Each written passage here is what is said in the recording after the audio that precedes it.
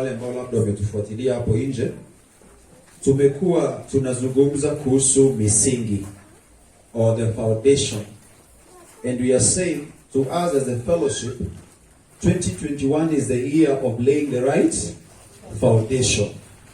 And I've always put it this way, and I want to repeat it again.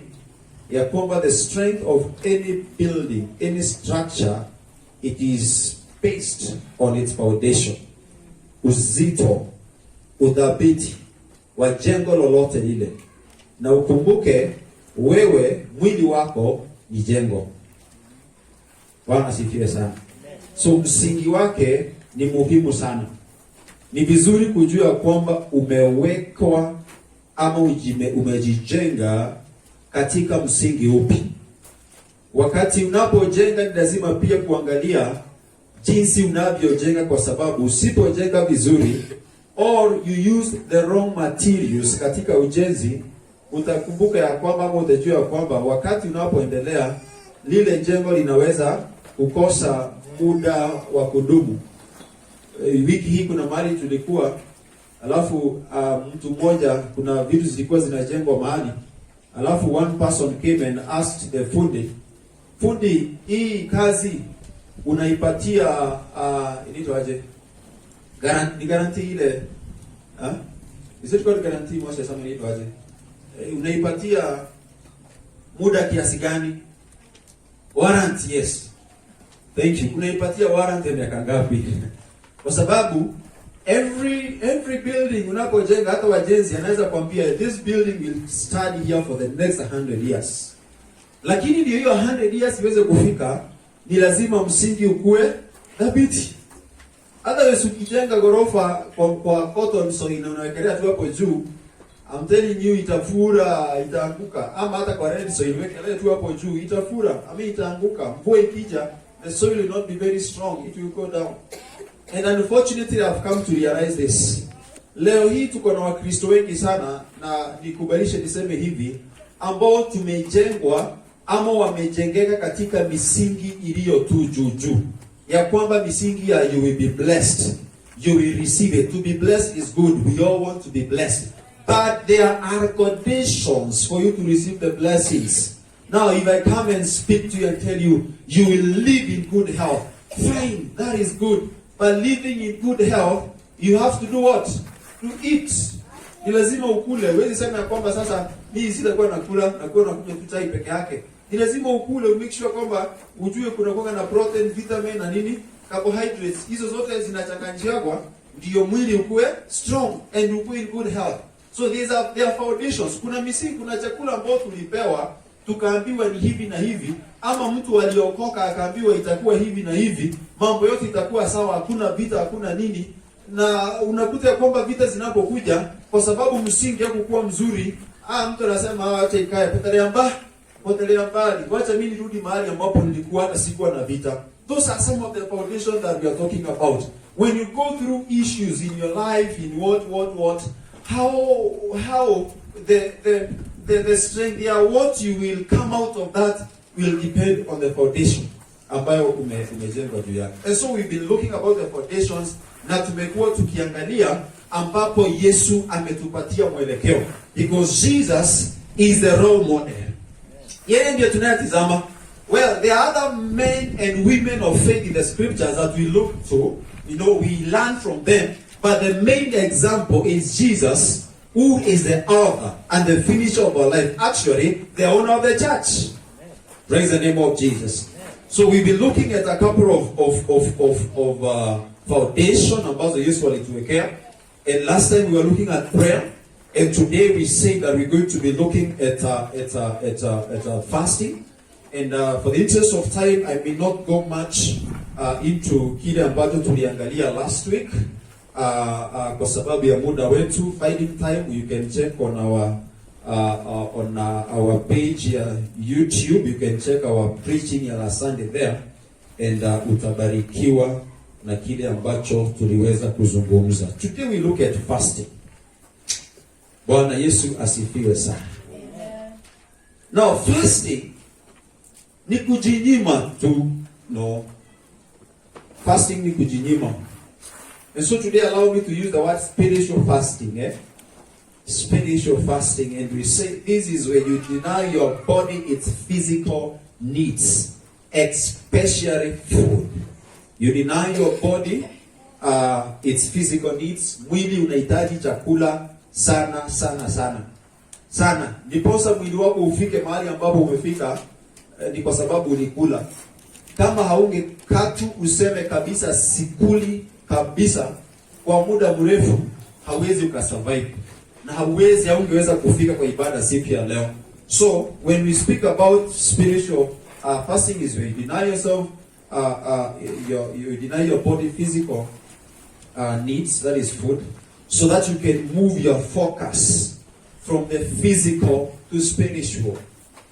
Una focus, unaacha kufikiria sana kuhusu wewe binafsi na mwili wako na kile ambacho utaupatia kile, unakuwa una focus sana sana katika Yesu ama katika mambo ya kiroho. And this is where we speak also about faith. Now Jesus is a great foundation builder. He is a great foundation builder. That is Jesus Christ, Son of the living God. And we learn a lot from him. Tunajifunza sana na yeye inapokuja katika hali ya uombezi na sana sana katika hali ya kufunga. Actually, none of the prayers of Jesus, none of prayers and the season of fasting ya Yesu haikuwa effective. And last week, you may remember there's something I mentioned, and I asked, why was the ministry of Jesus so effective? Number one, we said it is because Jesus lived a life of prayer. Number two, tukasema it was because Jesus was full of the Holy Spirit. Na ndio tukasema ndiposa nasi pia tuweze kufaulu katika maisha yetu, katika shughuli zetu ambazo tunafanya, wherever any business or any encounter you have, any project you have, you need to be a man or a woman of prayer. And on top of that, desire the presence of the Holy Spirit in you, who will help you also to pray. The Holy Spirit who will also help you into prayer. Now, Jesus, I say he was the full of the Holy Spirit. And one of the things that ilifanya Yesu kuwa na kuile hali ya amejawa na Roho Mtakatifu, he made a purpose, he purposed that before I do anything, before I venture into ministry. I remember wakati Yesu alibatizwa, the scripture we read the other day, wakati alibatizwa, he began to pray. And immediately after he was baptized, akapanga safari ya kwenda wapi? Mlimani. And he was going there to pray. Let's look at the book of Matthew, chapter 4. This is what the Bible says. Then Jesus, from verse 1, chapter 4 of Matthew, then Jesus was led by the Spirit into the wilderness to be tempted there by the devil. And verse 2. For 40 days and 40 nights he fasted, and he was very hungry. Alifunga na kuomba. He was there to pray. And that was immediately after he was baptized. And when he was baptized, that was the beginning of his public ministry. And he realized that the people and the mandate that I have, the projects that I have, it is huge. It is not even simple. I'm going to deal with people. Ninaenda kudeal na mioyo ya watu ambao wako na mambo mengi, mahitaji mengi, na hii sitaweza kwa nguvu yangu ya chakula ambacho ninakula cha kimwili. Ni lazima niweze kwenda nikuwe na Mungu, niachane na kile ambacho ninapenda, kile ambacho kinanisaraudi sana, niweze kufocus kwake Mwenyezi Mungu atakayeachilia nguvu ndani yangu, ndiposa niweze kufanya kazi ile ambayo Baba yangu amenitia. That was Jesus. Bwana sifiwe sana. And so he purposed to do so, to go into the place of prayer, that he can meet with God, and that he can receive power, he can experience the Holy Spirit, he can have the power to do what was expected of him. Now, let me bring a question to us, church, as we speak about fasting. Tumesema ni ile ambayo tunajinyima chakula kile ambacho mwili unapenda sana chakula, because let me tell you, hakuna mtu apendi kukula. Na chakula ni kizuri na ni cha muhimu sana. Praise the name of the Lord. Food is food. Tunapoongea kuhusu chakula, my friend, don't joke. Praise the name of the Lord. Don't joke, because this is what gives us the strength even to move, to do what. So chakula ni mzuri. So unaposema ya kwamba food, wewe sio muhimu kuliko Mungu wangu. After all, unatoka kwa Mungu. Praise the name of the Lord. So the question is this: when things become harder, when things become tough, we as Christians, where do we find our help? How do we deal with situations that are so tough? You've tried to do something and it's not working completely. Or you're almost doing something ambao unaona ya kwamba, or you want to get into something, na unajua this is going to be a game changer in my life. How do you begin? Unaanzisha aje? Na basi wakati inakuwa ni ngumu, utajitoa pia pale namna gani? Now, unfortunately for many believers, when things are not moving, some people give up. Some people give up on prayer. And they get back to their ordinary way of doing things. The ordinary life, you know, the ordinary way of doing things. That means I just pray for food, or I just say, I thank you, God, for this morning prayer, and I go to sleep. Or in the evening, I'm like, God, thank you for the day, and you sleep.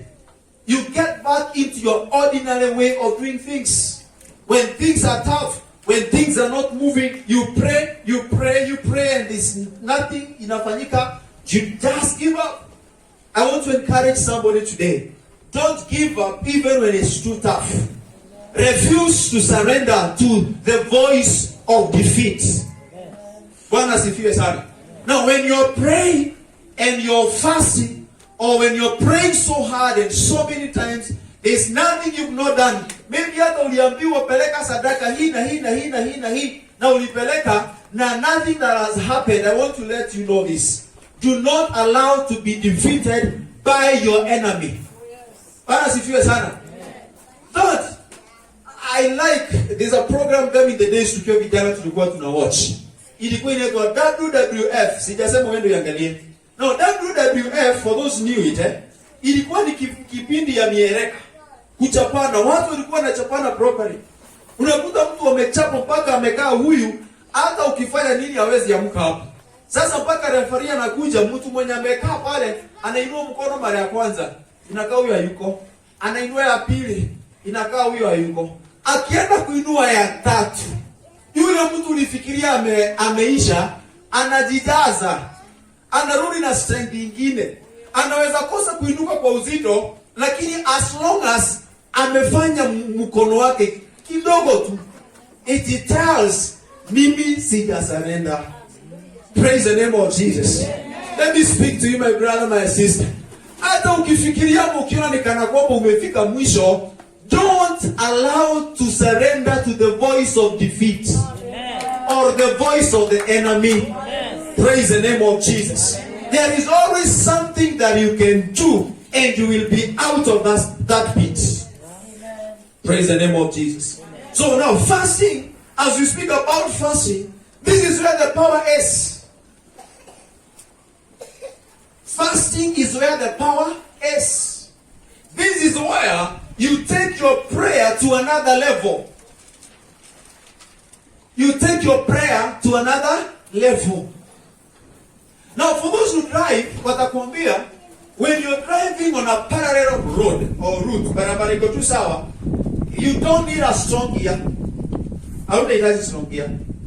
But when you're almost umeteremka, umefika mahali unaanza kupanda mlima, you need to change gears. Kama ulikuwa number 5, rudi kwa number 4. Number 4 ni mzito kuliko number 5. Kama unapanda kidogo, you realize hiyo gari kuna vile bado unateremka kidogo kuangia number 3.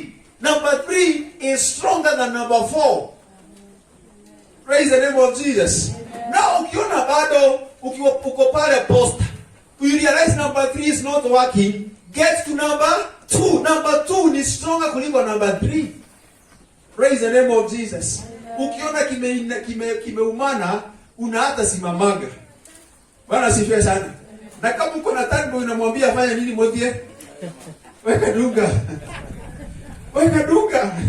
Akiweka dunga ni mawe fulani ama jiwe inawekwa kwa tayari ndio gari isirudi nyuma, okay? Na akiweka dunga and then you get number 1. Ukiengage number 1 with the manual car, you balance the car vizuri, and I tell you, it will move. Bwana sifiwe sana.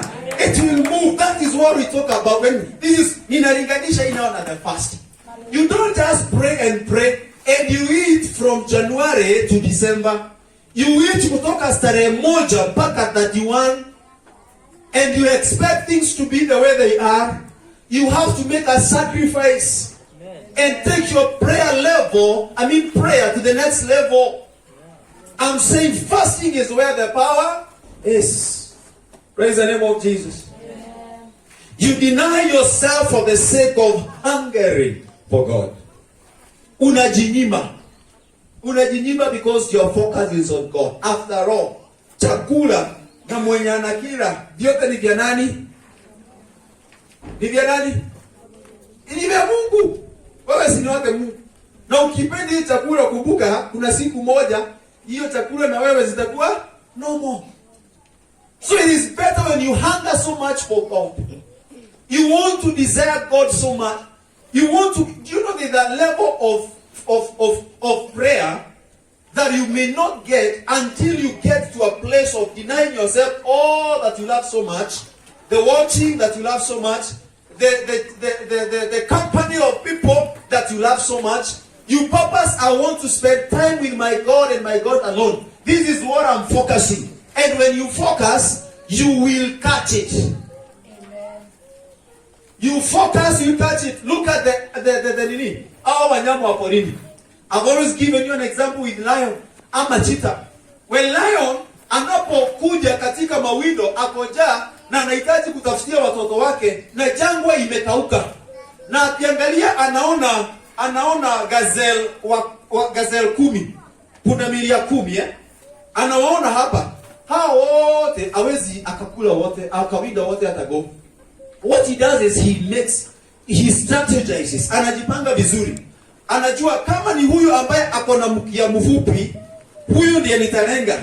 Na regardless of how many are there, he focuses, anafocus kwa huyu mwenye ako na mkia mfupi, hata wakienda hivi ama aende ajichanganye na wengine, anafuatilia yeye kabisa. Anafuatilia yeye kabisa until amshike. Na akimshika, si watoto wamepata kitu ya kukula. Anakaa hapo, anamshika hapa na mpaka apumzike. Sasa ameuma kabisa. Ameuma kabisa. Sasa hapo ndio unakutanga watoto tumekuja. You know, toa simba tumekuja hapo hivyo tumeanza kukula. Hatujajua kuna mtu amekimbia nini? Gharama. Kuna mtu amekimbia.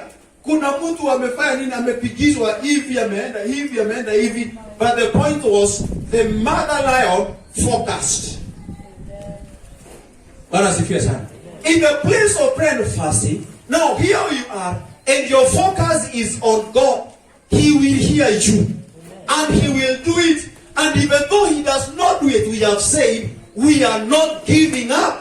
We are not allowing the voice of defeat. We will still continue to wait and the answer will still come. Bwana Yesu asifiwe sana. So it is also telling Jesus or God that we need more of him. In the place of prayer and fasting, you're telling God, I need more of you. Less of me and more of you. Praise the name of Jesus. Less of me and more of you, Jesus. That is my prayer for you, church. Ya kwamba we are going to purpose. I think things have to change. We have to make sure that ya kwamba ni lazima tubadilishe jinsi tunavyofanya mambo. Praise the name of Jesus.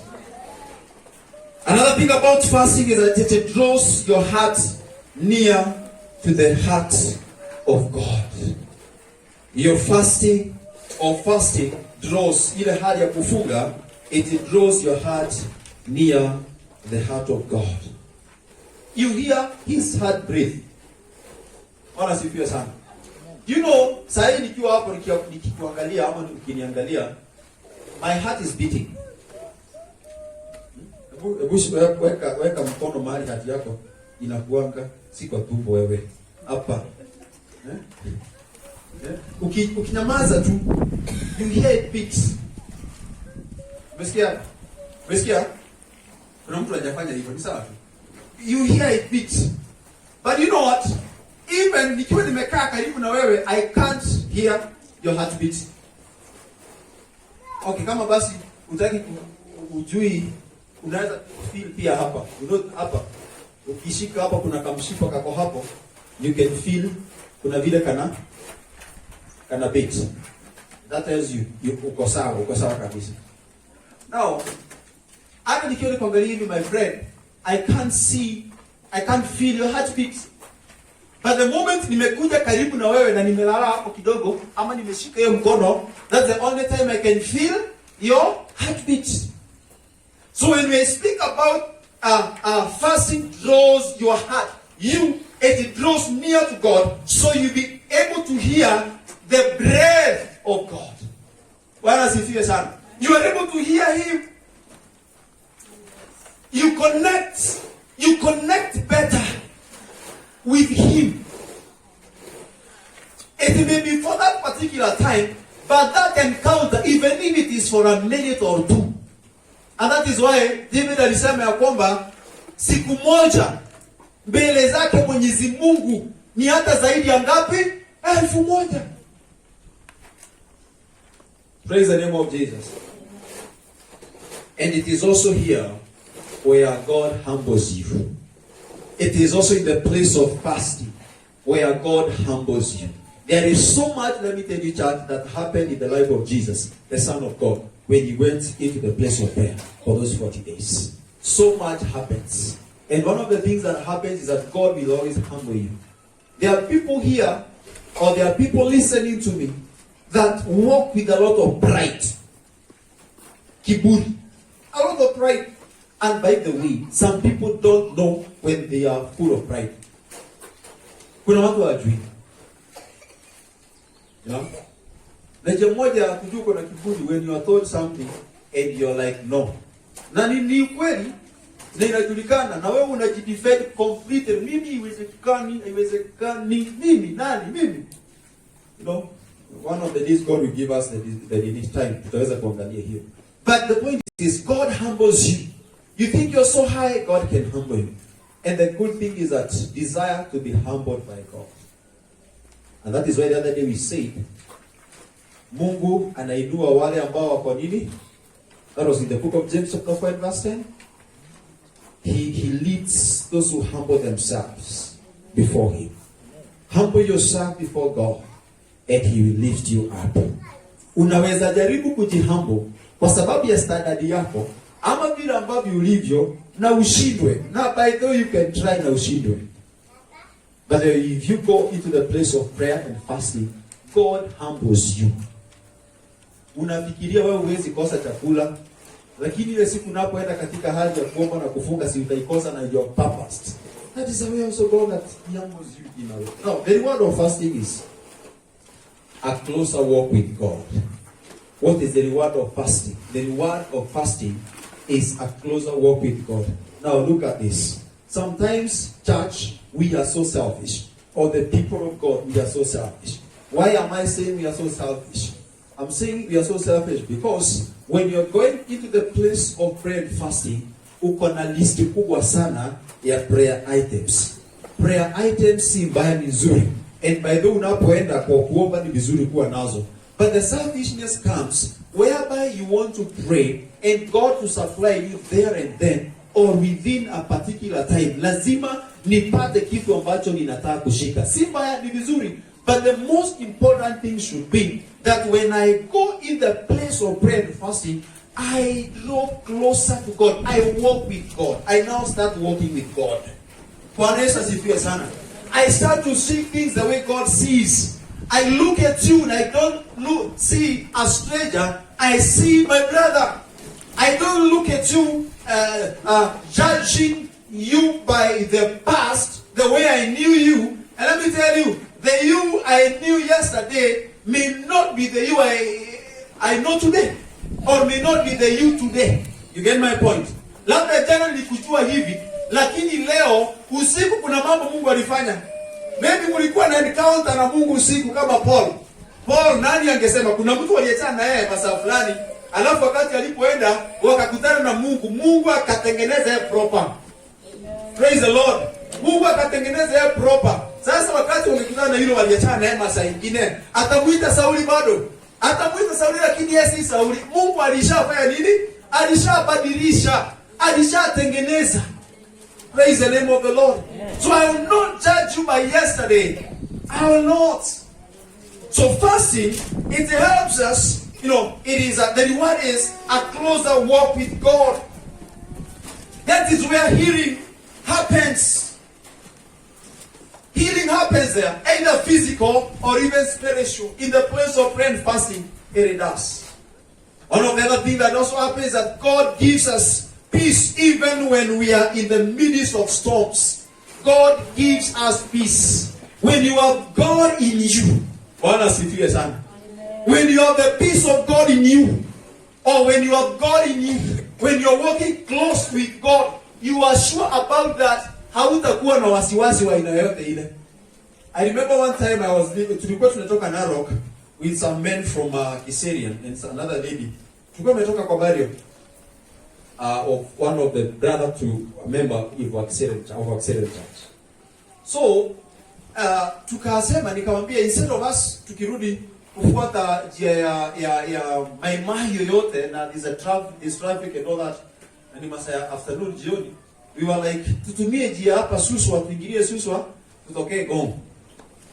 Nikaulizia barabara vile ilivyo, nikaambiwa sawa. So mahali tulienda tukaambiwa badala ya kwenda hivi iko bambi sana, endeni mpitie kule ile ya Naivasha, alafu mtapata vichorochoro tu hivyo, alafu mtajitokea mahali. Akasema fine, let's go. Tukaingia. Let me tell you, barabara hakukuwa na barabara ile popo. Ni barabara za okay, the barabara is okay, but ni ile it is just not, it's mko kwa jangwa. Hakuna yaani hata mkiangalia round mnaona tu wanyama wa mwitu wakipita huko. So wale jamaa tulikuwa na wao wote walinyamaza. Hawajui where we, hata mimi mwenyewe nashindwa where we. But nikamwambia niliambiwa ile njia tunafuatilia hivyo, tukifuata actually pipeline hivyo tutatokea somewhere. Mimi tulikuwa tunaenda mahali tunakuta vumbi inaingia kwa gari, watu wanashindwa kubreathe. Ilikuwa safari mrefu. It was really hard. Wakati tulifika kwa lami, walisema hallelujah. Actually mama mzee mmoja alikuwa anasema pastor, huko ndio wapi ulikuwa umetupeleka? Nobody was at peace. But I can tell you for real, and I was very honestly, mimi nilikuwa najua we are going to get to the other side. I had a lot of peace. Bwana sifiwe sana. Now when you walk with God, regardless of the pits that you are in, regardless of the situation that you find yourself in, God will walk with you. Imagine, look at this. Imagine walking with God. You are walking na Mungu kwa tu hapa. Unaweza jikwaa? Hata ukijikwaa si atakushika, sema kushika mkono. Wale ambao ni wazazi or everybody here, I'm sure umetembea na mtoto at one point or another, umemshika mkono. As you walk, kuna vile unajikutanga amefanya kitu anakaa kama anataka kuanguka. But huyu mtoto hawezi anguka kwa sababu kuna vile umefanya nini? Umemshikilia mkono. So we walk with our God, hatutajikwaa. Amen. Praise the name of Jesus. Amen. So there are so many benefits of fasting, church, and of waiting upon God in the place of prayer. Number one, benefits, that was the reward. Benefits of fasting is it. Nitasema kwa upesi sana. Benefits, and then I'm going to show us one or two people, few men of God in the Bible that walked a victorious life because of fasting and you can also be one of them. Now, fasting causes us to rely on God. When Jesus was up in the mountain, there are a couple of things that happened there. The devil came to tempt Jesus. That was Matthew chapter 4. Baada ya Yesu kuwa naomba pale, Shetani anakuja kufanya nini? Kumjaribu. But because Jesus, he knew that I'm here and I'm depending on my Father, I will not fall into this. I will not fall into this. So fasting, one number benefits of fasting, number one is that it causes us to rely on God. Blessed is the man who trusts upon God, but cursed is the one who puts his trust upon another man. Church, you want to be blessed, you want to receive from God, rely on God. I know you have a brother, you have a sister, you have a father, you know godfathers or wherever that unaweza mpigia simu kikiumana, lakini wacha kutegemea yeye. Hata yeye labda kuna mahali anategemea. Na wewe, let me tell you, anaweza kuenjoy. He can. There are people that they told us this is what I'm going to do, and they were very serious, by the way. And ndio ujue wao ni wanadamu, vitu zilikuja ambazo ni lazima wange attend to. They were very serious, they were to come on your aid. Lakini vitu zilitokea, ikawa hawatakuja. Sasa imagine this, if you had put your trust in them, na wao wamepitiwa na hali ngumu pia, what you do? Yo unaachwa kwa mataa, unaachwa umechanganyikiwa. But when you trust on God, He will not fail. And when you trust in Him, He has an order for you. He knows by this time, at this time, I will have done this and I cannot fail. Number two, fasting helps us to be filled with the fruit of the Holy Spirit. It is the Holy Spirit. I mean, there's what we call the fruit of the Holy Spirit in the book of Galatians. And in the place of fasting, there are so many people, I being one of them, that you realize that when you are praying and fasting, there are things that God puts in your heart only to come and realize, oh, hili ni tunda ambalo ninatarajiwa ama ni muhimu kwangu kama Mkristo kukuwa nalo, tunda la Roho. Praise the name of Jesus. Number three, fasting opens our hearts to hearing God's voice. Tunapofunga, nimesema jambo moja, it is a closer walk, inakuwa ni hali ya kutembea karibu sana na Mungu. And so when you're walking close to God, you are able to hear even the small voice. When you're walking with somebody, the person doesn't have to shout. They just talk. They just whisper and you hear. Praise the name of Jesus. The other thing is that fasting renews our appreciation for God and His blessings. In the place of prayer and fasting, you're so much connecting with God, and it is in that place where you learn to appreciate the goodness of God and the blessings of God in our lives. Many of the times ambazo Mungu anafanya mambo, and because we are so busy, we just say a very casual thank you. No thank you. And it's not coming from our heart. In the place of prayer, you are so much soaked into God. Your body is weak, by the way, not to think of so many things. Your spirit connected into God. Number 5 is that fasting gives power to our prayers. The thing is, nilianza kusema hiyo, that fasting is where the power is. So fasting, it gives power to our prayers. We are able to pray with also understanding, with power. There's a flow of our words unto our God. Fasting also creates an environment for miracles. Fasting creates an environment for miracles. There are people who have been in a place of prayer and fasting. I have been one of them. I may not want to say what I did and what I did and what happened, what miracle happened. But that one I'll mention, of course, another day. But let me tell you, in the place of prayer and fasting, you can give your time this season of praying and fasting, and you wait on God, and miracles do happen. So there's a miracle you desire, or you trust in God to do in your life.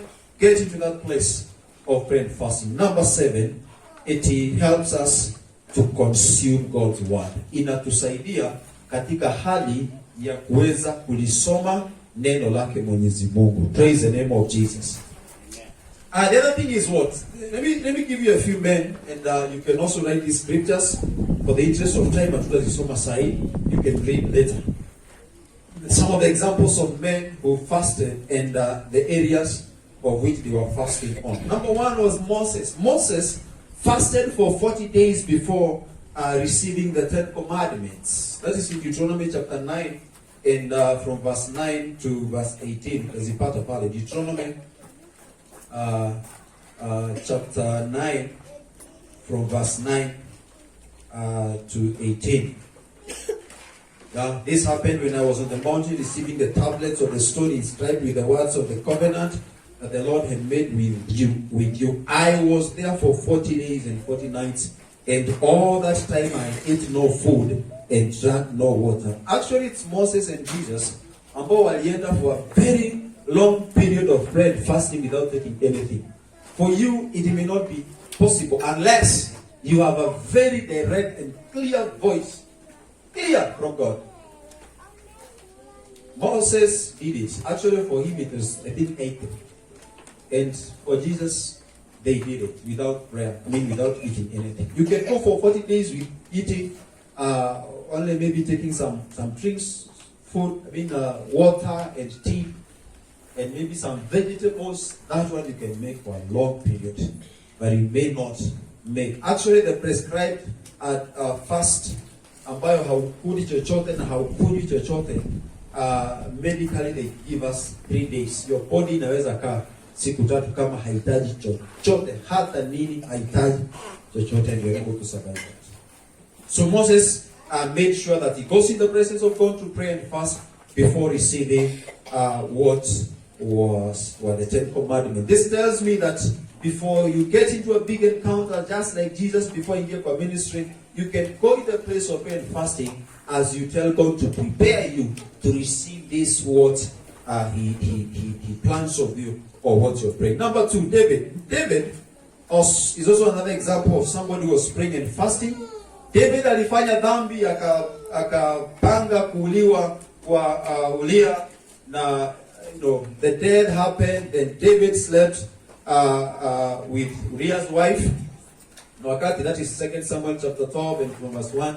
And when he slept with him, then wakapata mtoto. Now, of course, before the eyes of God, that was a sin. It was detestable. And God communicated to David, and he was like, this is what you've done. Of course, it is evil, and there are consequences of it. Upon David kusikia hiyo, mtoto ameshazaliwa, but then for him he went to pray and fasting, praying that God asichukue huyu mtoto kwa sababu alikuwa lazima age. But unfortunately, the child died, and of course in the process of his fasting. So there are some times we need to pray and fast even when we are going through some tough times. There is a report that has come, and we need to pray and trust God that this does not happen the way they have said. We can get into prayer and fasting and trust God to change things. And even if things don't change, we still believe and trust in this God. Another man who fasted was Elijah. Elijah fasted while escaping Jezebel, this lady. 1 Kings chapter 19, verse 4 to 8. You can check on that. Another one who was also in the area of fasting was Esther. Esther fasted for the safety of the Jews. That is in Esther chapter 4 and verse 15 to 17. The other one, it's commonly known to us as the Daniel fast, is in Daniel chapter 10 from verse 1 and 3. Daniel fasted for an answer to prayer. Sometimes we pray and there's something that, there's a vision, or there's an answer that God can give, or a vision or a prophecy can also be given to us, and we don't know how to interpret, we don't know how to go about it, we can go in the presence of God to pray and fast, and we can always encounter God, and He will always minister to us. The last scripture I want to read is in the book of Acts, and the last man as an example is Paul. Let's check in the book of Acts, chapter 9, and from verse 1. Meanwhile, let me not read. This is Paul. Na Paul tunamjua katika hali yake ya kutesa kanisa. He was a persecutor. So one time, he was on his way to Damascus, and hapo akakutana na upepo, a light from heaven, and suddenly it shone around him. And he fell down. Na akasikia sauti Sauli. Anasikia sauti inatoka inamuuliza, Saul, Saul, kwa nini unanitesa? Anauliza, ni nani wewe? Mimi ni Yesu unayetesa. And then verse 6 Bible inamwambia, get up, simama, and go into the city, and you'll be told what you must do. This man Paul, wakati alisikia ile sauti, now of course Jesus now has ministered to him and all that. That was the beginning of his conversion or his transformation. Bwana sifiwe sana. So he picked himself up the ground. But then the point, the tough point was this: when he opened his eyes, he was blind. That encounter alikuwa nayo pale katika hali ya kutesa kanisa kwake na ile majivuno ambayo alikuwa nayo, kwa sababu everywhere alienda aliharibu kabisa. When he met with Jesus, his life was never the same. So he lost his sight. And in verse 9, the Bible says, he remained there. Of course, alishikwa wakati aliamka kwa sababu angeweza kutembea. The Bible says his companions led him by the hand all the way to Damascus. So he remained there blind for 3 days and did not eat or drink anything. Hii yake ni kama ilikuwa forced, because he has encountered God and God has changed his life and he is a totally different person. There's something I was reading there, and it was really, really an encouragement. No?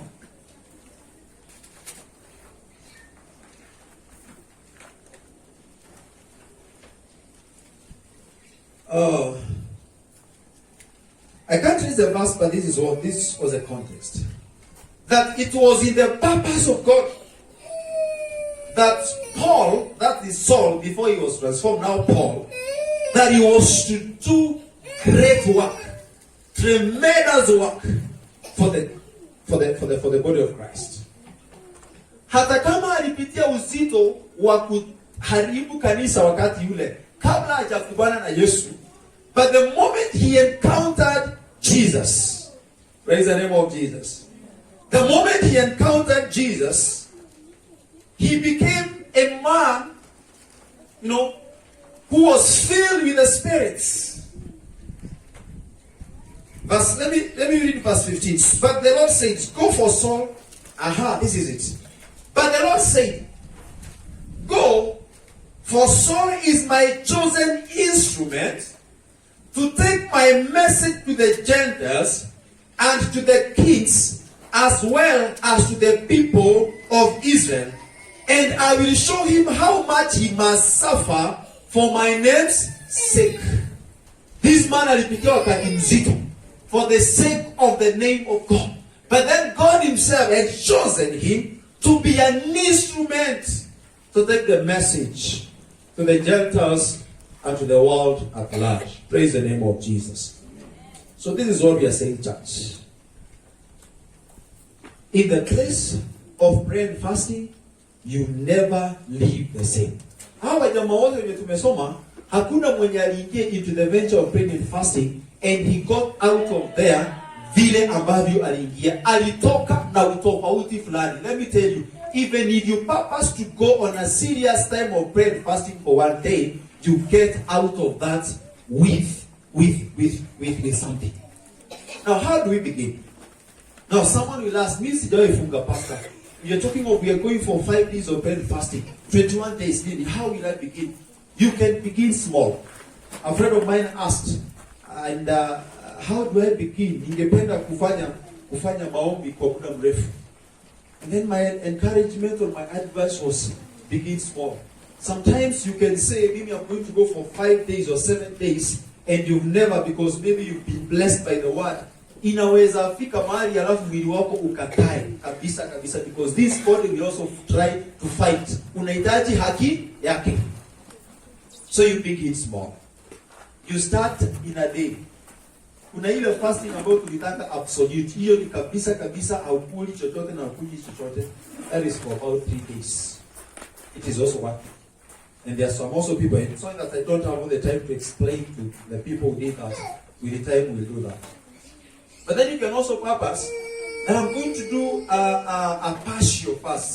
Si ya kwamba nitafunga for 7 days na sikuli chochote. You can purpose, I just take tea, chai peke yake, or I just take water. It is bado inakubalika.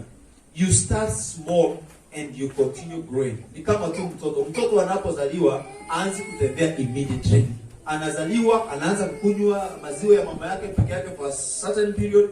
Kidogo anakuwa introduced into some other food. So even in the place of prayer, in the fasting, you need to begin small. If you're here, haujawahi funga kabisa, give yourself even a day. Maybe from morning you can take your breakfast and you say, mchana, I will not eat my food.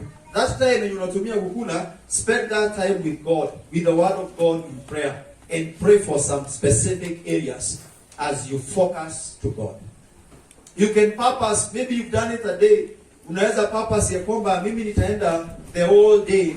Kutoka asubuhi sitakula breakfast, sitakula lunch, and maybe I'll just take my supper. That is from 6 to 6. You can also purpose, nitafanya fasting yangu ya 24 hours. So nikianza fasting leo asubuhi, nitakula tena kesho asubuhi ama hata lunch time. You know, the way you can just need to plan yourself, and it is possible for every one of us, including wale ambao wana breastfeed. There's people, their parents here and they wananyonyesha, and they plan themselves, wanajipanga. But let me tell you, the other day tulisema ya kwamba there are people who are doing business and they need God to favor them. Sacrifice your time and spend yourself and spend time in the presence of God. Bwana asifiwe sana. You cannot expect things to be different and you are not ready to sacrifice. Even for you, for those people in business, you desire God to grow that business. You can also sacrifice your time. You can sacrifice your time. Hiyo biashara ikiwezekana funga, even if it's a day or even 2, and be in the presence of God. What you gain after there, it is much more than maybe you would have gotten in the one day about the spend time. Praise the name of Jesus. So let's do this. Let's purpose. We are still in the beginning of the year. And why I brought this message at a time like this, being the last message as we speak about the foundations, it is from next week, tomorrow, we are getting to the place and the season of fasting. And it's a season of intensive time of prayer and fasting, starting tomorrow all the way to Friday. And this is my prayer. Be part of what God is doing. Pay the sacrifice. Pay the what? Sacrifice. Pay the price, not the sacrifice. Pay the price. Pay the price and be part of us. As we pray as a family, join us into prayer. Join us into prayer. Join us into prayer. And you'll be surprised at what the Lord is going to do. It is a discipline. There are so many disciplines of the word, of in the Bible, reading the Bible, praying, and also fasting. Ni moja ya nidhamu ambazo Mkristo yeyote yule anafaa kuwa nayo. You cannot tell me that you are a believer and for many years, or even juicy, and you don't do what the family desires. You have to be part of us. Begin small If you realize that you can't go for 5 days, it is okay. Go for 1 day. If you realize you can't go for 5 days, go for 2 days. It is still okay. But at least be part of us. And also, desire to grow. Wewe kama umekuwa unafanya siku moja peke yake, purpose this time naenda 2. Purpose this time naenda ngapi? 3. Usiamue kama maybe the whole of last year tumekuwa tunafunga every week. Na umekuwa unafanya wiki siku moja. Alafu sasa hii mwaka umekuja tena ni siku moja. Panda level nyingine. Praise the name of Jesus. Our Father and our God, in the name of Jesus Christ, I want to thank you for today. Asante kwa sababu Bwana ya kuzungumza nasi na kututia moyo katika hali ya kuweza kujifunza hii nidhamu ama ya kupateka kwa hii nidhamu ya kufunga na kuomba. King of all the glory, I want to pray in the name of Jesus Christ that you're going to release the grace upon us into fasting.